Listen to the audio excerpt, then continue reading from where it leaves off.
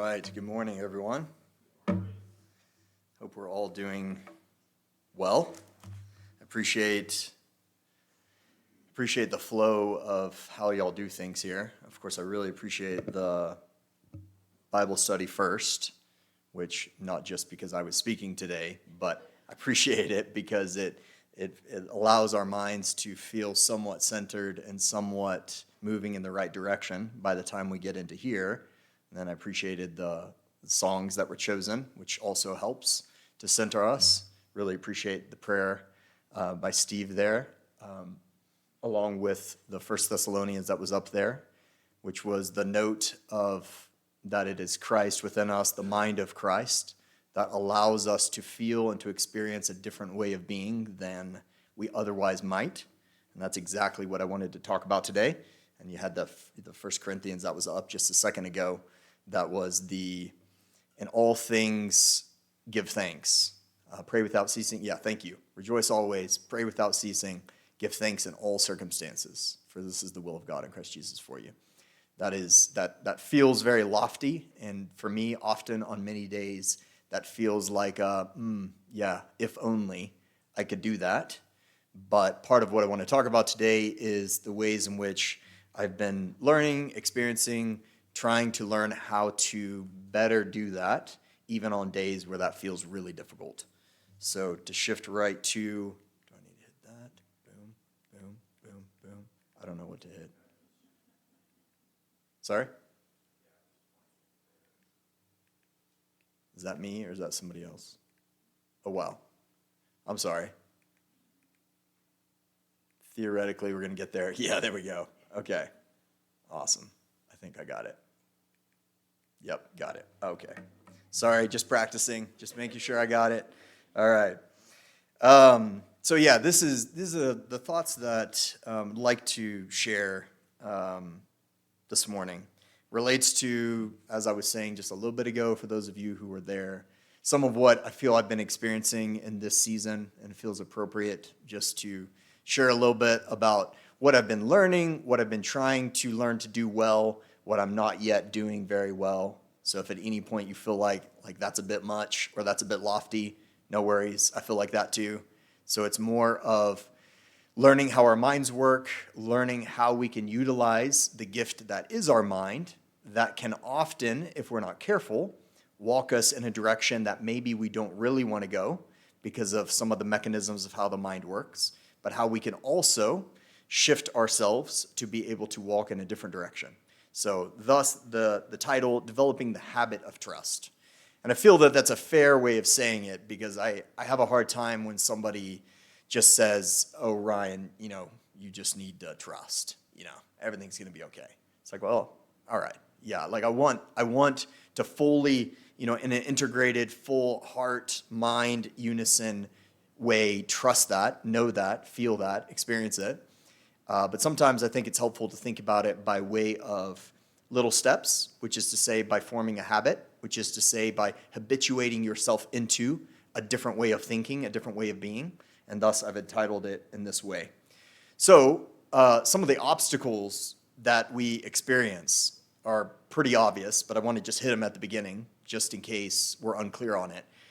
The first and most obvious obstacle is we could say, I could say, is God trustworthy? But another way of saying that is the future trustworthy? Or rather, can I trust that if I were to give up what I think about the future, or what I want to happen in the future, or what I think should happen in the future, is that okay? Am I okay? Another way of saying this is the age-old question, is the universe safe? Which is another way of saying, is God safe? Which is another way of saying, is God trustworthy? And that really, honestly, and I know most of us in our conscious minds, we have no problem saying, oh yeah, for sure, God's awesome, God's got it. But there's a large part of us that I wonder sometimes might doubt that a little bit based upon some interpretations of experiences, our experiences, other people's experiences, that can muddy those waters of trust. In Malawi, where we were working, that undoubtedly is the primary point that I think most of us are unaware of the ways in which we think we really know and feel, that God is safe, is trustworthy, and thus the universe that God has created is also. But there's parts of us that can often feel like, I'm not so sure that that's the case. If that were the case, then why did X happen, etc. So those kinds of things affect things. Number two, our brains, as we were talking about a second ago, our brains interpret not knowing, which is to say the unknown of the future, or opening up to the unknown in that sense, being willing to open to the unknown as danger, as a threat. So that in my mind and in my experience is one of the largest prohibiting factors to actually being able to live in a state of trust. It's because the brain is constantly trying to do the exact opposite, right? It's constantly trying to get the upper hand on the future, trying to figure out what's going to happen before the future actually happens, so that it can kind of have a however you'd like to say it, not get caught, blindsided, not get caught red-handed, however you'd like to say that. Knows where it's going, can prepare for what's going, so that if and when something bad does happen, we're ready for it. You know what I mean? It's like we've prepped for it. And of course, the prepping just means that you're just really anxious about it all the way up until when it happens, which is not so much fun, but we end up doing that anyway. 3, our nervous system, by default then, because of the way our thoughts are moving and the way our thoughts allow us to feel or to create a state of feeling, which is to say a feeling state, our nervous system, which is to say the way in which our body experiences those thoughts, become habituated into a state of protection or caution or distrust of people and situations, which is to say fear. Like all those words boil down to, we're just living in a habitual state of fear, which sounds, I know maybe some of us hear that and we say, no, not me, I don't live in fear. That's nonsense. But honestly, just to say it, the very protective mechanism of our minds is based upon fear. Like fear runs your brain, whether you like it or not. That's just the way it works. So one thing that we might want to just be aware of is how that kind of runs our experience. How fear and or the protection against fear really runs pretty much everything we do. And it runs all of our thoughts. And it runs all of our feeling states. Now, the quicker we can be aware of that, the quicker we can look at it and say, do I want to keep living in that state of fear? Or could I choose to live in a different way? Could I allow a different experience within me to take place? So that's where we're headed here. So needless to say, this goes without saying, we don't like discomfort and continually forget that uncomfortable situations often end up being the most transformative. That's true, isn't it? Like how many of you, when you think back on your life, if I were to say, okay, tell me about the most important experiences of your life, tell me about the life experiences that really shaped you to be who you are today. How many of you would say, yeah, when I was in 3rd grade, I got an A on my spelling test? It's like, well, I mean, awesome, good for you, spelling's great. Or maybe like when I was in 5th grade, I aced all my math. I mean, girls, good job, ace your math. But also then, I mean, do you just think about the little list of things that we've done well in life? And it's like, those are the best experiences, the most important experiences of my life? Probably not.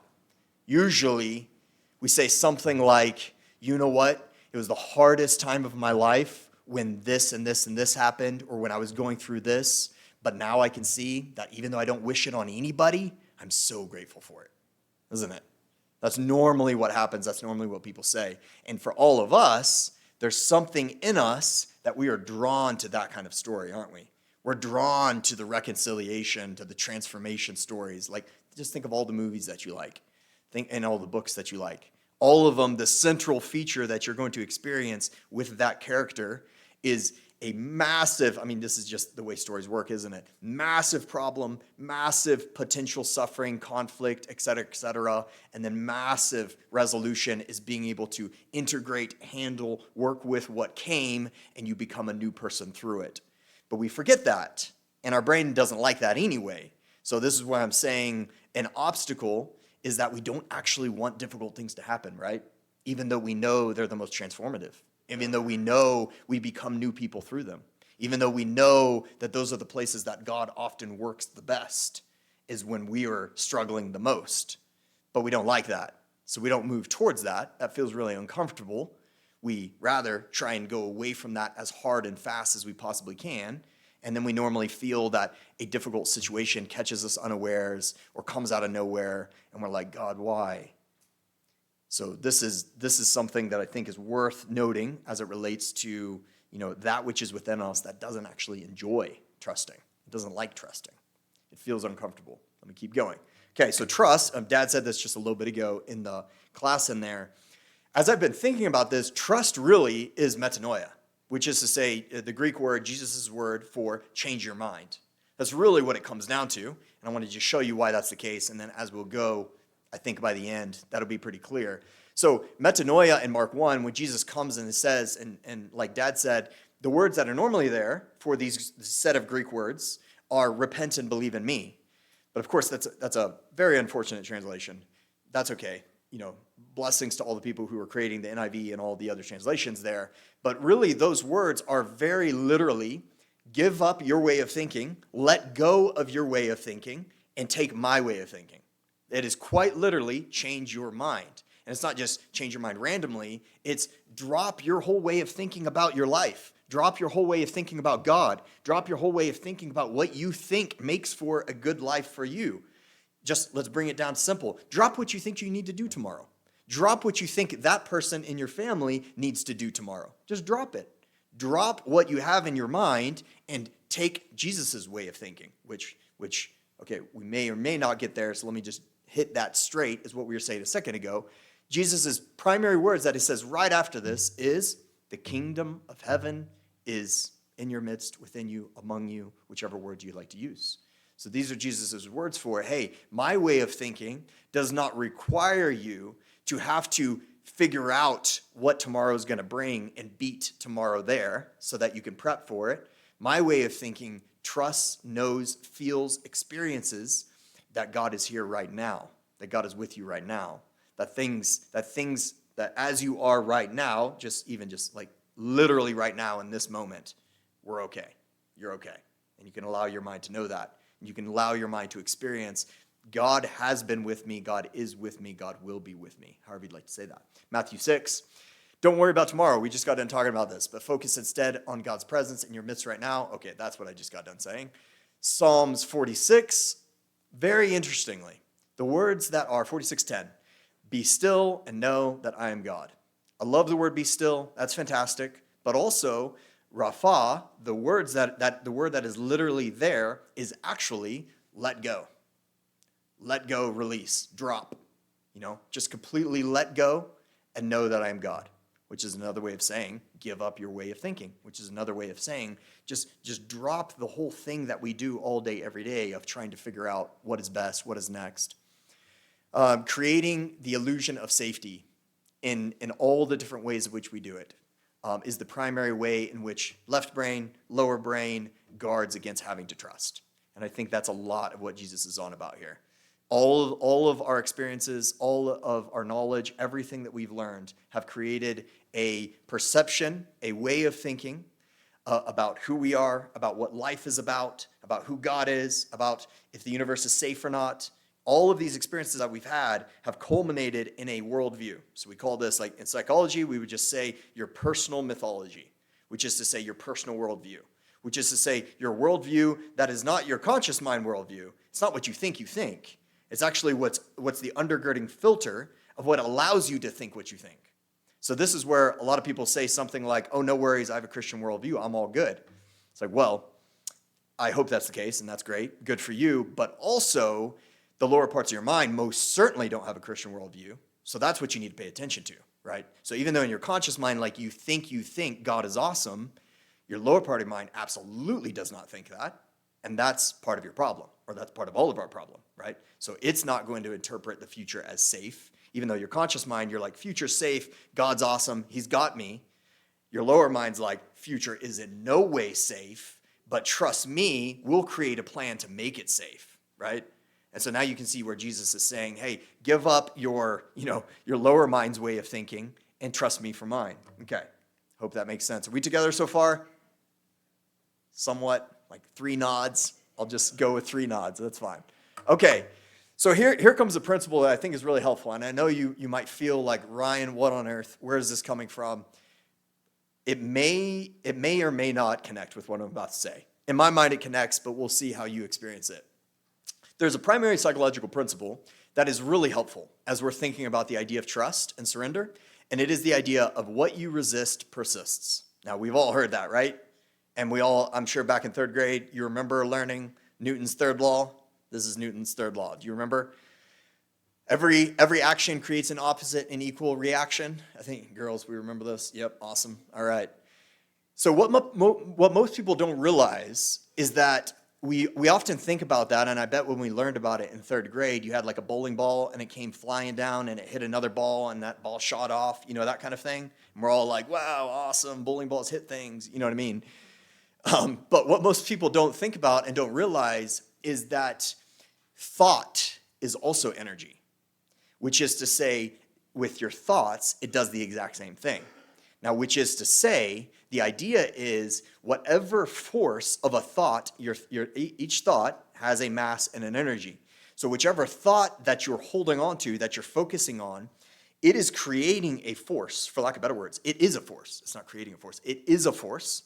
And whatever your thought is pushing against, quite literally in your mind, pushing against, that thing has to, according to the third law and according to how reality works, it has to push against you with the same kind of force that you're using to push against it. Are we together? Okay, so let me translate that in a simple way. Or I think I have it right there. When we resist an emotion or an experience, so think about something that maybe you don't want to happen, the very act of having a thought of saying, I don't want this to happen, is a forceful thought that you're pushing against reality, for lack of better words. And now, just so we're together, you're making the whole thing up, which is loads of fun, right? Because the thing's not actually happening. So you're just saying in my mind, I don't want this to happen. So you've created a this, and now you have a thought that's pushing against this. Now this, whatever this is, has to push against you with the exact same force that you're pushing against it. Thus, stalemate. Thus, like this, all day, every day, right? Now, isn't that interesting? Because what is the solution? Like, even just logically speaking, like without having to get, really, into this. What is the logical solution of how to end that stalemate of something, you pushing against something, a fear, an emotion, a situation that you don't want to happen? What is the logical solution to end the stalemate? Yeah, stop pushing. Stop pushing. Drop your thought. Drop the thought of what you think you want to happen or what you think you don't want to happen. Drop it. Let go. Release. Metanoia. Change your mind. Trust. Surrender. All the words. It's all the exact same thing. Just drop your whole idea, your whole thought of what you think should happen in your life, of what you think should happen tomorrow, of what you think should happen with your sister, mother, dad, daughter, mother-in-law, whatever it is. Drop it. Whatever you're pushing against, it's pushing against you. Now here's the thing. If I can read this, and I'm sorry, there's so many words there. The more, fourth one down, the more we fight what is, the stronger the experience becomes because the brain keeps focusing on it as a problem to solve. So do you see, when you set up a problem in your mind, what you're literally doing is creating a new problem that didn't exist. So when you think of a situation that you don't want to happen or you want something to happen in the way that you want to happen it, you have literally created out of thin air a problem that didn't exist in the first place. So you see why, we can start to see why Jesus is saying, hey, just maybe stop doing that a little bit and maybe you'll have a little bit less problems. But like literally, you will have less problems because you're the one creating the problems, because you're the one creating a thought that is trying to resist something. So you are literally creating a problem where it didn't exist in the first place. Okay, so then the next point, but when we allow what's happening without resisting it, the energy releases. It just drops. If you're pushing like this, and then you stop pushing, and you drop, this one drops too. Are we together? Okay. Peace isn't found then by overpowering a feeling or by like trying to manhandle our feelings of like, if I can just, get around this problem or get through this problem or fix this problem, then I'll have peace. You can see now why that will never, ever, ever work because the very fundamental mechanism of like trying to change something is actually holding the problem there in place the whole time. So peace is dropping, releasing, letting go. Are we together so far? Somewhat, theoretically? Okay, I'm just going to keep going. Trust requires then a felt sense of safety. Now, I don't have to spend too much time on this, but because this is essentially what we just said. But the whole point of saying what we just said, by way of our thoughts, is that we all know this, we've all experienced it. When we talk about nervous system, we're talking about the thing that runs the way that you feel. That's what we're talking about, your feeling state. Now, here's the thing. Have you ever had a thought that is pushing against something, and the result of how that makes you feel is angsty, anxious, worried? Have you ever had that experience? I mean, surely. I think this is literally the most common human experience of all time, so I'm just going to assume that everybody has had that experience. So what's actually happening is your body is signaling, you are signaling to your body that you're not safe. Now, let me just remind what we just got done saying. Okay, you make up a problem that's not there because you don't want a particular outcome to happen. Now, you don't know what outcome is going to happen. Like, for all you know, it's going to be a fantastic outcome. Like, we have no clue. You have no clue what tomorrow brings, right? But our mind goes, hey, we just need to be on guard for all the outcomes. Like, maybe something terrible is going to happen instead of something just normal or good happening. Maybe something terrible is going to happen. So because it's probable that something terrible is going to happen, now I have to create a solution for my non-existent problem that I just made up. So now I have to create a solution. So now I'm going to push with my solution against the non-existent problem. And now you've created a problem where there wasn't a problem. Now your nervous system is like, oh man, this is really a problem. Whatever's going to happen tomorrow, man, this guy, he's telling us, he's signaling to us, all hands on deck, fight, flight. Let's get on board. This is going to be massively traumatic. This is going to be problematic. This is what the body's doing when we're doing that. Now, if you're like me, you have a season or two, or maybe your whole life, where you're constantly trying to figure out what's going to happen tomorrow, and you constantly try to guard against tomorrow, well, then you're in a chronic state of dysregulation, which is to say you're in a chronic state of fear. Now, what's interesting about that is it is neurologically, somatically impossible to experience peace when you're in a state of dysregulation or a state of fear. It is impossible. So no matter how much you want to experience peace or happiness or any of the other emotions, it is impossible because your body is using all of its ability, all of its energy to armor you, to guard you against what's coming tomorrow, right? And then most of us just get so used to this that we're just like, this is just how I live, right? I just live with kind of a chronic state of I don't know what's going to happen. I'm worried about what's going to happen, but I have all my ducks in the row. I'm protecting myself against every possible outcome. That's just how a lot of us live. So we don't realize that what's happening is, no wonder we're so tired. No wonder we just want to go to sleep sometimes. It's like the body's like, dear goodness, you've got to give me a rest. You're telling me that everything all day, every day is a problem. Okay. I'm going to pause. I think I explained that just fine. Okay, so this is where we're at. What we really need then is a set of 4 statements here. Relaxing fully. This is what from a somatic, nervous system, mind perspective. This is what would be really helpful. Is to be able to relax fully into the safety of God's presence, or to relax fully into one or something or someone or some idea, or however you'd like to say that, of something that is safe, but for us, we're going to say God's presence. To not rely upon what we think should happen, to not rely upon our lower part of our mind, but to be able to experience a different experience, which is peace, which comes from not relying upon this. Instead, in every moment then, to train our mind to focus on God's presence right now, in us, around us, in all the places, and allow it to be exactly as it is, and the way forward naturally unfolds. Oh, if there was a scripture that would actually just say just that. And there we go. Trust in the Lord with all your heart, and lean not on your own understanding. In all your ways acknowledge him, and he will make your path straight. Okay. Now, as I was going through this, what we're going to do is go through Proverbs 5 from a Hebrew perspective, and what you're going to see is I've always had a hard time with the simple platitudes of Proverbs 5 as the NIV gives it to us. Sorry? 3? I'm sorry. Did I say 5? I'm sorry about that. I have it somewhere. 3. There it is. You're right. I'm sorry. Proverbs 3. I've had a hard time with that because, because let's just be honest, it's on all the Hallmark cards and coffee mugs and all the things, and it always just sounds really nice, and it kind of sounds unattainable, and it sounds like, man, I haven't quite had that experience yet. So, maybe that's why I've had just a little bit of resistance to it. But as I was going through this, as it relates to the Hebrew words, It's actually pretty fascinating. So the word trust, and I'm not going to attempt to say all the Hebrew words. Not that any of you probably really care, and we could have a good laughing session about trying to pronounce them, but let's just leave them as they are on the screen. But the meaning of this word is to feel secure.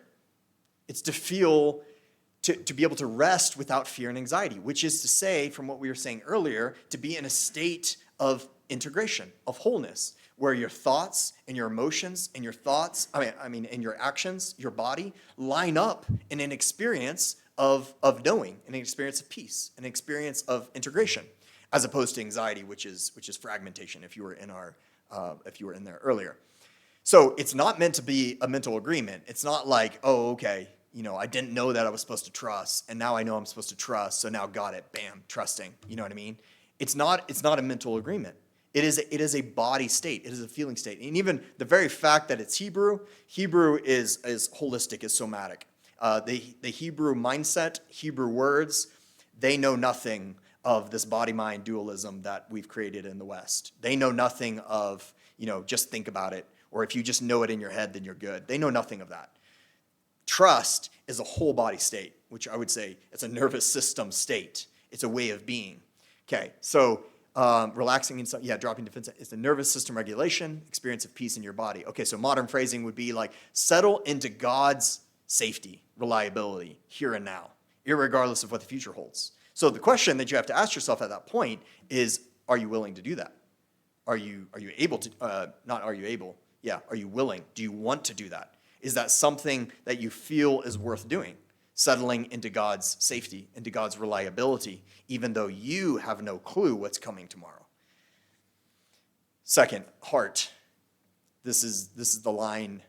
I should have put the whole line there, but this is the line that relates to the mind, the will, the heart, the inner orientation of the person. So trusting with all of your heart. So this is with full alignment. This is with everything we've talked about. So lev, we can say lev, because lev is a famous word in Hebrew, and it really is the word for, it's not your heart, cardia, or that's Greek. It's not your heart, like the pumping thing right here.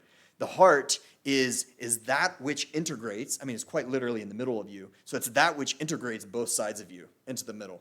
Both sides as in the top and the bottom. In a Hebraic way of thinking, you have the top, which is the seat of your soul, for lack of better words, your thoughts, which is your mind, psyche, suke, all the words, and then you have everything that's lower, all the lower parts of you, which is to say the lower man, which Paul will then reference as sarkic man or sarx man.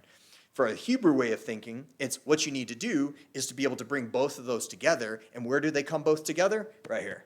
It's your heart. So your heart is the integration of all of you. So that's why that's important. So it's a practice of choosing to think, feel, and act in a new way, even when another part of you, say your left brain or amygdala, lower part of you, doesn't like it. Okay, are we together on that? So then lean not, so here we go with these words. Lean not means to prop oneself upon or to rely upon for stability. So don't lean upon your thinking for stability, for safety, which is what we've been saying 1,000 times now. Jesus' words, metanoia. Don't lean upon your own way of thinking. Don't rest your full weight on your own conclusions or mental conclusions of what you think should happen. How could you know what is best for the universe in every situation? Sorry for that. That question is what comes into my mind often when I have to check myself and say, Ryan, how could you know what is the best for not only just for me, for the family, for that person? How could you literally know what is best for them? One, because each and every single action is such an unbelievable orchestration of things that will then affect everything else. So what we're saying when we say tomorrow this should happen is saying this, which is going to catalyze a whole number of events for the rest of the universe as it goes on, this needs to happen in this way so that all these things happen in this way. When you say it that way, it's like, you have no clue. I have no clue. I have no clue what is best for me, what is best for the universe, what is best for other people. So just drop it. So then, the truth then is that though our left brain has a lot of really awesome opinions, undoubtedly, it's basing everything we think we want to see on really just avoiding pain and avoiding discomfort and avoiding what we experienced maybe when we were little, avoiding what we experienced last year, whatever it is. Even though we feel like our opinions are awesome, what they really come down to is our brain's way of saying, hey, We really want to avoid all these things, so go in this direction. Okay, so summary then, releasing the need to control or force particular outcomes. We've said that a number of times now. Okay, then in all your ways, okay, the word here is derek. We can actually say that. Path or a pattern of your life, which is to say it's a way of being. So in all your ways, which is to say in everything you do, which is to say in your dominant way of being as you move throughout the day in a moment-to-moment basis. So this is not, let me just drop down to the bottom one. This is not just like occasional devotion or occasional like, okay, I'm going to trust now. I know I wasn't a little bit ago. I'm going to trust now.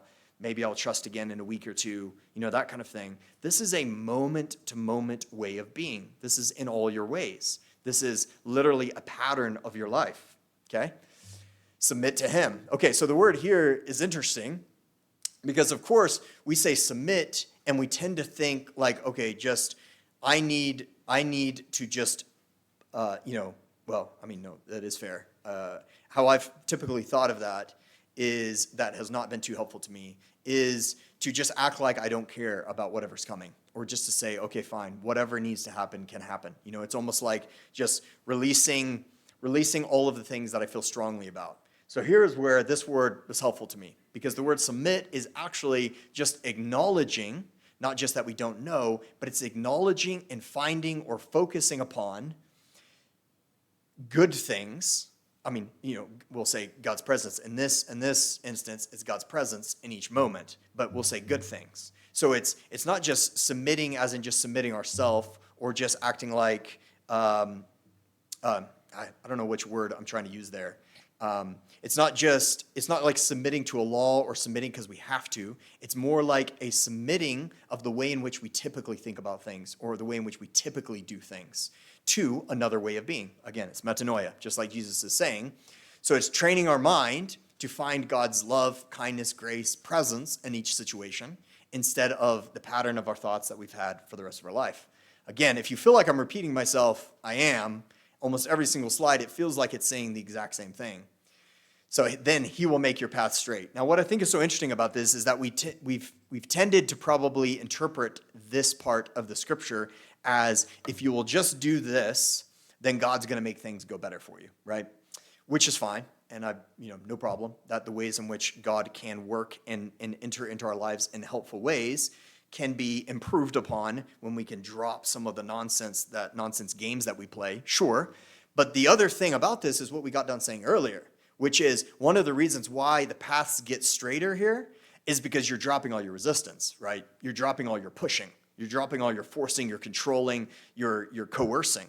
Because whenever you drop all that, just like we said a second ago, then your made up non-existent problems also drop, right? So it's shifting from I must fix this to God is here also, so I'm okay, and everything's okay. And more than that, why do I think this moment should be different than what it is? Because everything that I've been doing has been leading me to this moment.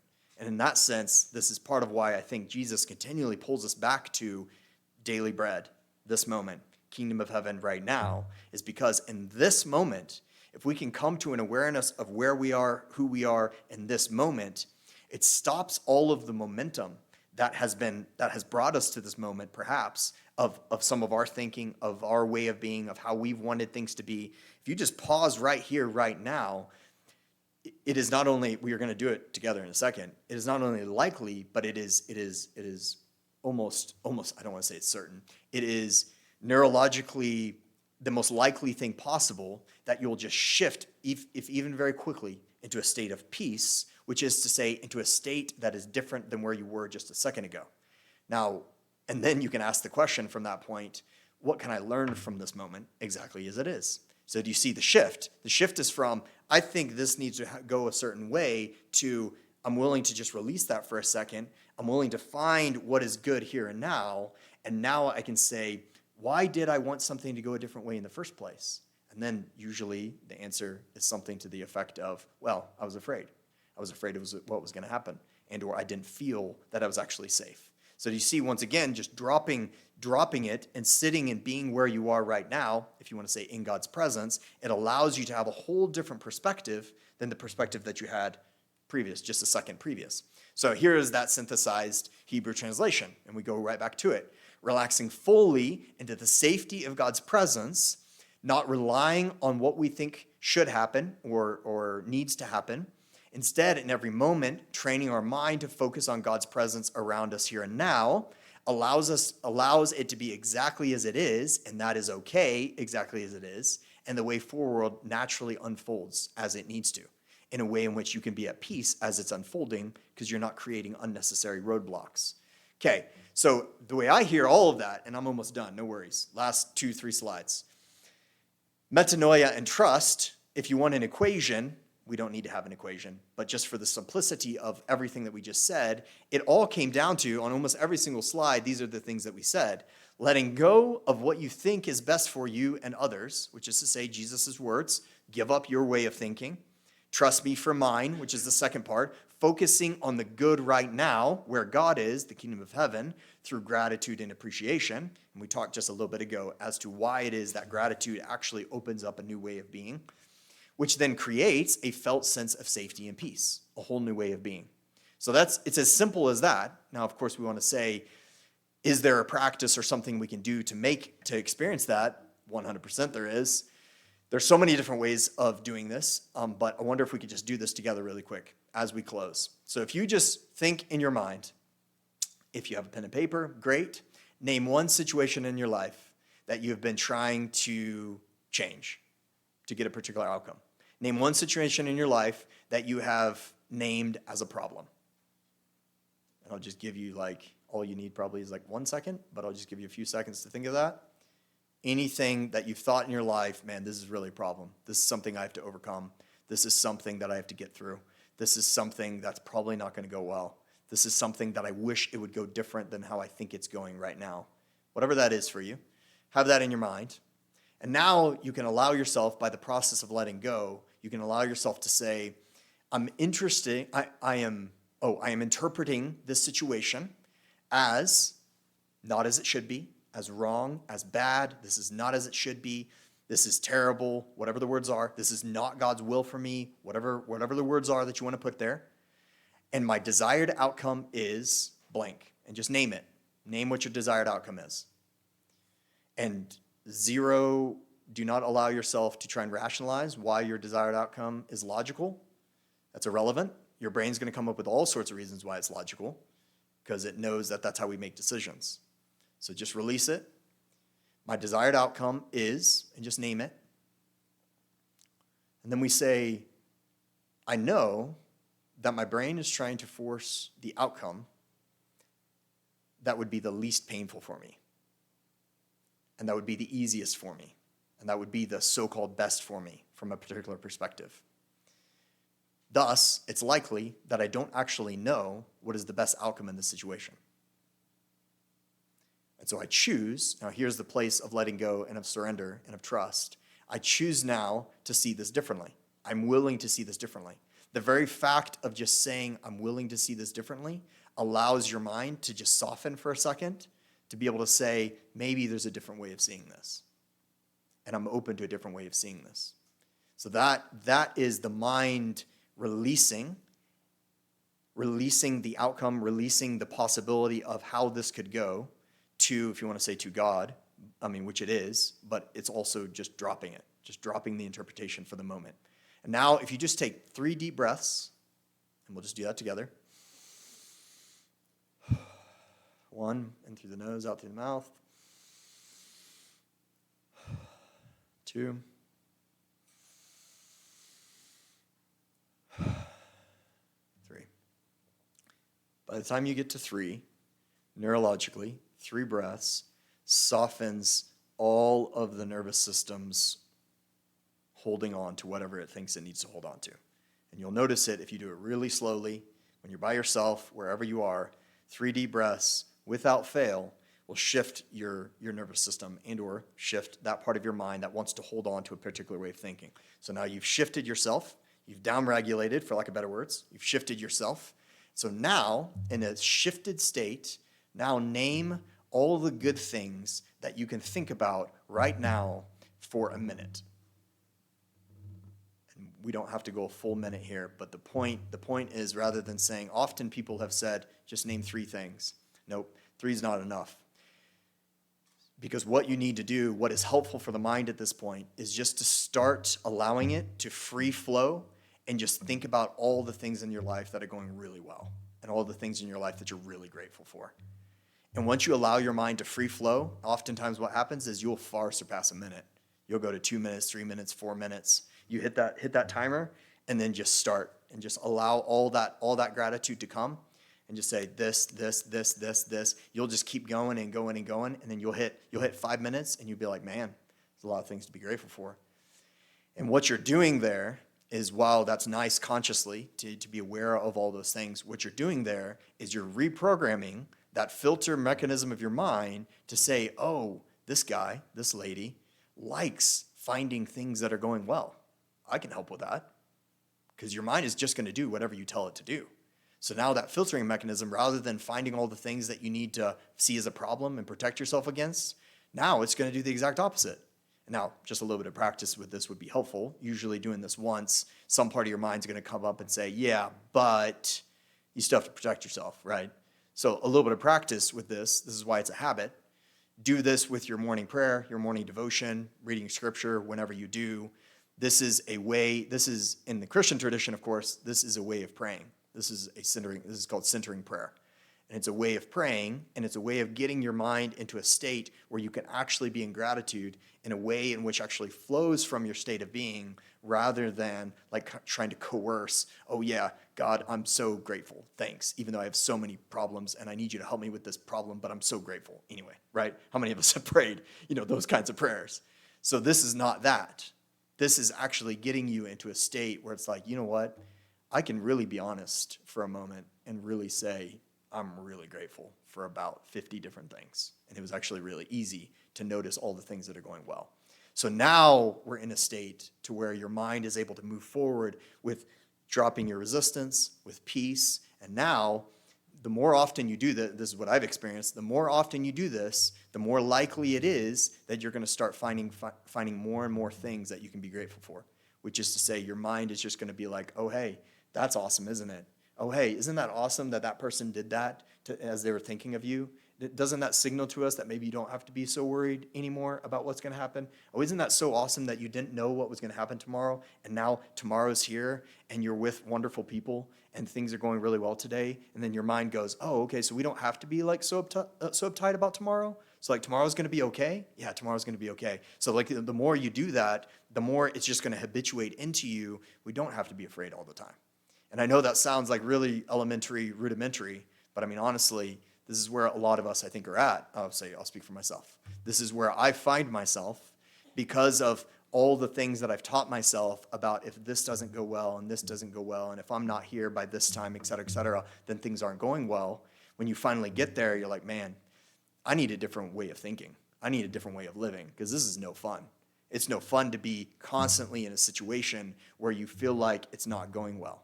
So this is all this is, and it's the simplest thing in the world. So then we all know this prayer, but isn't it fitting with everything that we just talked about there? Lord, teach us to let go of what we cannot control, to trust you in what we cannot see, and to find joy in what is already here. Now that makes a lot more sense to me. And it makes a lot more sense with that practice of how we can concretely, with a simple practice and with a simple habit, just start putting that into place. Okay, blessings to each of you.